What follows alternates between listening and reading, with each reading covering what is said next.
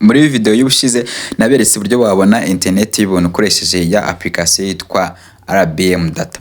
Iyi application rero nagarutse kugira ngo mbereke neza kuko abantu benshi muri comment bagiye bambwira ko byanze, bari kumbwira ko gukora sign up byanze, bari kumbwira ko ndetse na application ukibona birimo kugorana kuri Play Store. Naje rero kugira ngo ngende mbereka step by step uburyo bworoshye bwo wakoresha kugira ngo iyi application uyikoreshe ndetse n'uburyo ziriya mega baguhereza zagenda ziyongera. Ngira ngo benshi igihe gishize mega mwakoreshaga ubu zamaze kurangira, zo mwari mwakuye muri bwa buryo bwa mbere nari naberetse.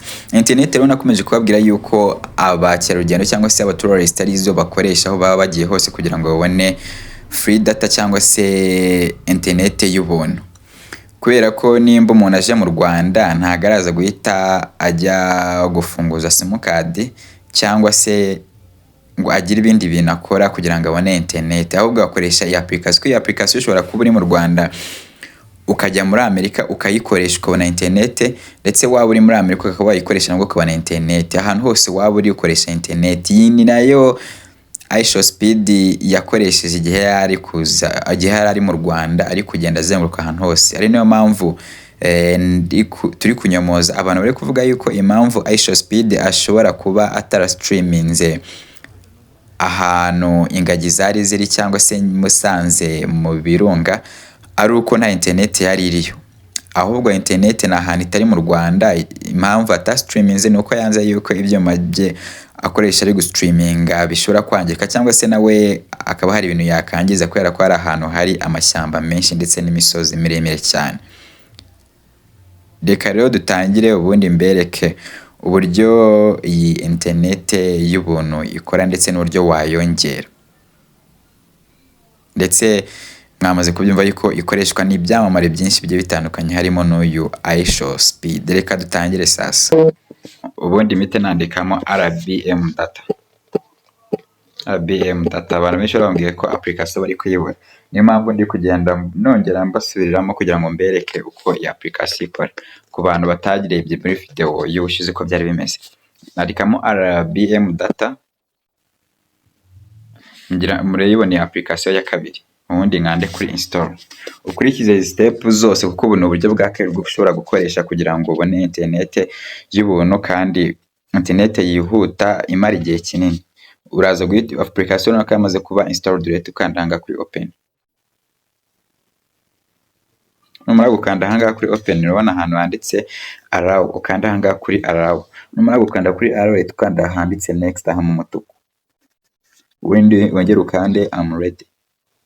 Numara gukanda hanga none twe tugiye gukora sign up dukoresheje Google.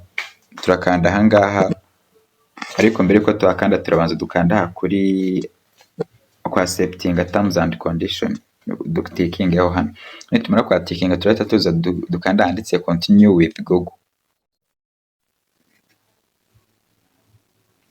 Nimara gukanda handitse continue with Google ndaza kuza mitemo Gmail yo nshaka gukoresha. Reka nge ndahitamo iyi ngiyi ya kabiri. Nawe bahita bakwereka Gmail ufite muri telefone yawe waba ufite imwe ugahita uhitamo iyo ushaka gukoresha. Ubundi nzangaha nshyiremo amazina yo nshaka gukoresha, ubundi mitemo igihugu ndimo. Ndi mu Rwanda, ubwo urumva ndaza guhitamo u Rwanda. Ubundi nkanda kuri save.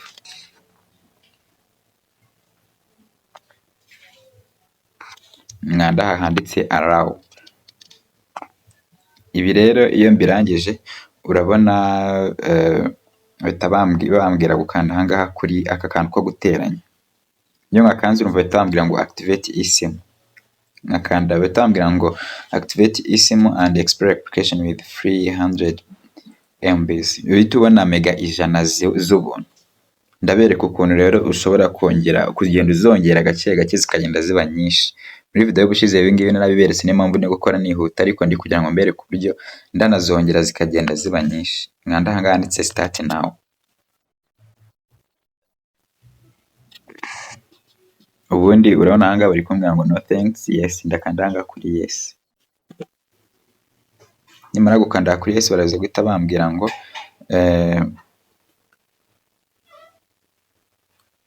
open settings.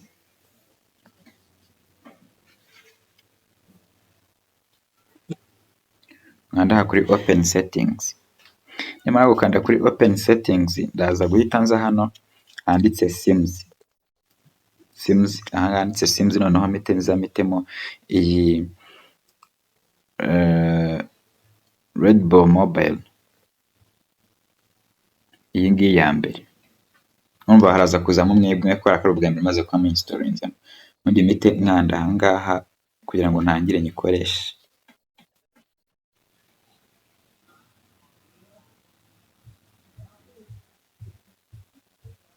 Nako wese wanyereka ko hajemo simukadi ya kabiri hariya hejuru. Ibyo nibirangira rero marahita bambwira ngo use Red Bull Mobile A1 for data, nkanda aha ngaha yego, ni ukwemeza.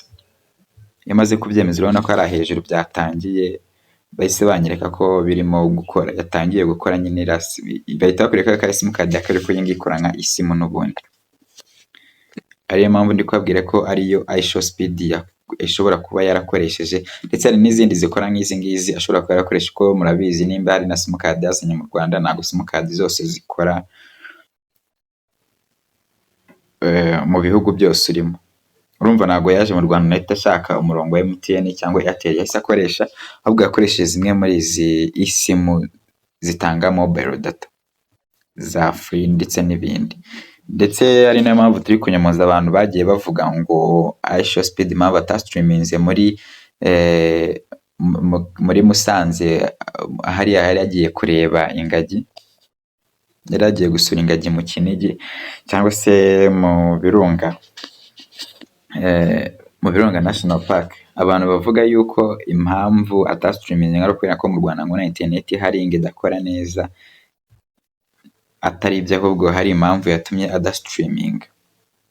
Kuko yari yavuze yuko bitewe n'ibiti no kuntu ahantu hameze adashobora gustreaming, ashobora kwangiza ibikoresho bye cyangwa se bigatuma n'ibindi bintu byangirika hari ahantu bari. Ari niyo mpamvu atastreaminze. Abantu bari kuvuga ngo bari kuzana ibindi bintu ku ruhande, ntago ari byo. Rero reka twikomereze twinstallingemo. Noneho kugira ngo mwamaze kubona yuko iri gukora, kugira ngo mbereke ko iri gukora, reka mbanze mbereke hano.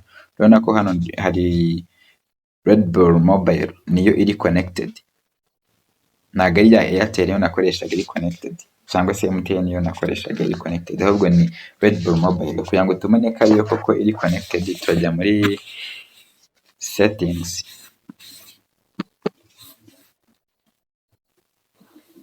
Ubundi tujya aha ngaha kuri network and internet, tuza aha ngaha turebe, reka turebe aha ngaha Airtel nimba iri connected. Urabona ko Airtel iri disconnected. Nimba Airtel iri disconnected, urabona ko iri connected cyangwa se iri active ari iyi Red Bull Mobile A1 niyo iri connected. Ubundi dusubire inyuma noneho reka turebe ko iyi internet dushyizemo irimo gukora. Tujya aha ngaha kuri YouTube, tugire nk'ibintu byo searching TJP Media. Urabona ko TJP Media bahise bayinyereka, bivuze ngo internet irimo irakora. Urabona ko reka duse nka tubere abafiteho.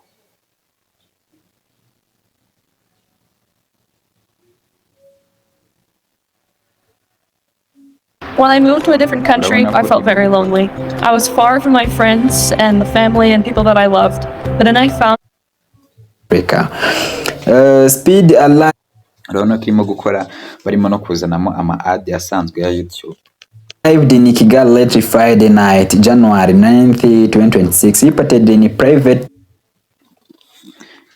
Kugira ngo ibi rero mwamaze kubona yuko iri gukora. Noneho kugira ngo internet uyongere nibyo bintu tugiye gukurikizaho. Kugira ngo iyongere, kugira ngo rero izi mega ziyongere zazindi ijana zibe zaba 200, za 500, zagera no muri gigabyte 1000 cyangwa se zikajya hejuru yazo. Icyo uraza gukora, nimba ubona za mega ijana zishize, icyo urahita ukora roga utwongere ucreating indi account ishya, nanone winjire mu indi account ishya, wongere ukurikize settings zose nakweretse, zirangire. Nimba byakunze rero wibuke gushyiraho comment umbwire muri comment uko byakunze, kandi nimba byanze nabwo uvuge muri comment ko byanze, ubundi nkwereke ubundi buryo kugira ngo mpite mbazane ikindi gisha cya kane cyo kugira ngo buri wese aba ari gushobora kuba yakoresha iyo internet. Kandi nababwiye yuko internet ikoreshwa n'abantu benshi, abakerarugendo, abantu badafite amasimukadi yo gukoresha, ndetse n'abantu bari ahantu badashobora kugira ama network asanzwe ya za MTN ndetse na Airtel. Naho ubutari mu yindi video mukomeze kugira ibihe byiza. I love you guys.